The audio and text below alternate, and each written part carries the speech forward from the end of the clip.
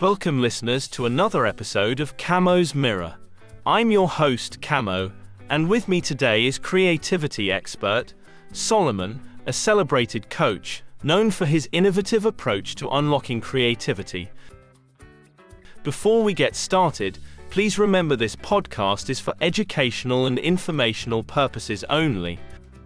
For specific advice, please consult a certified professional. Now, Solomon, let's dive deep into today's topic.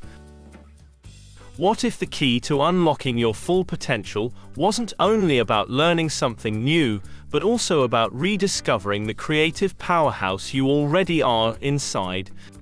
Thank you for having me, Camo. It's fantastic to be here to explore such a vital aspect of our lives.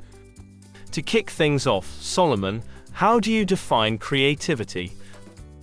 Creativity is essentially about making connections between ideas, experiences, and insights, often leading to new and original outcomes.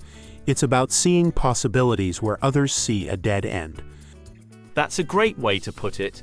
Now, why do you think people often feel they are not creative?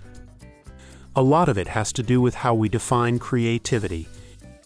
People associate it with art, music, or literature, and forget that it's also present in problem-solving, innovation, and everyday life. Everyone is creative in their own way. That broadens the perspective beautifully. So, what are some myths about creativity that you think need debunking? One major myth is that creativity is an inborn talent. While natural inclination can vary, creativity is very much a skill that can be developed. Another myth is that creativity only happens through eureka moments, rather than being a constant, iterative process.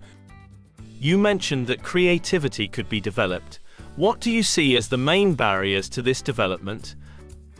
Firstly, fear of judgment or failure often stops people before they start. There's also the barrier of routine. When we get stuck in our ways, we limit our ability to think differently. How can our listeners begin to dismantle these barriers? It starts with cultivating a mindset that values growth and learning from failures. Practically, this can mean setting aside time for brainstorming and not penalizing wild ideas, but rather welcoming them. That's a mindset shift indeed. Do environmental factors also play a role? Absolutely.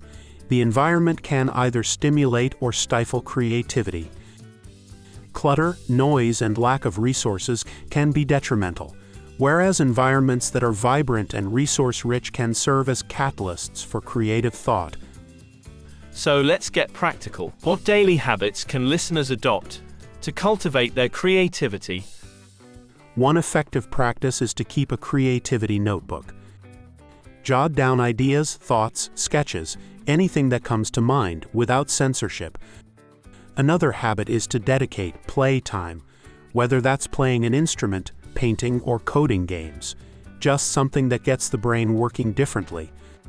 Those sound accessible and fun. How important is collaboration in this process? Collaboration is key to expanding perspectives and ideas.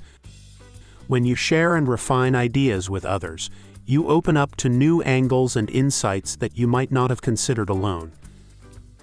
Can you share an example of how someone has applied these ideas to make a tangible change in their personal or professional life?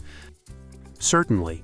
I worked with a client who was struggling to innovate in his business.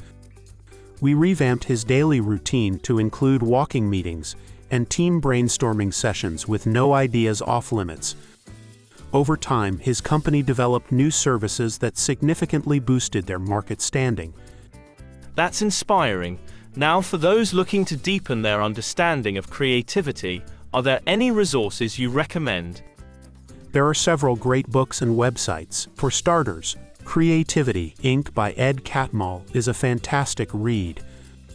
Websites like the Creativity Post offer regular insights and articles on enhancing creativity in various fields.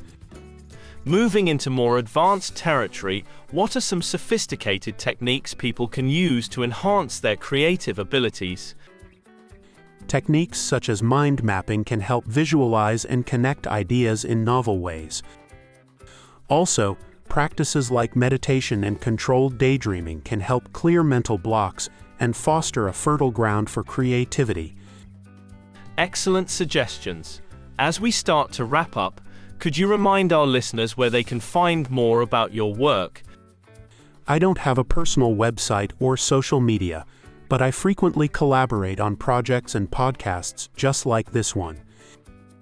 Keep listening to future episodes of Camo's Mirror, where I'll be sharing more tips and insights into the creative process. It's always a pleasure to engage with this community through platforms that celebrate and explore creativity. Thank you, Solomon, for sharing your profound insights. And thank you to everyone who tuned in. Remember, creativity isn't just a skill, it's a way of living. Until next time, keep pushing boundaries and stay curious.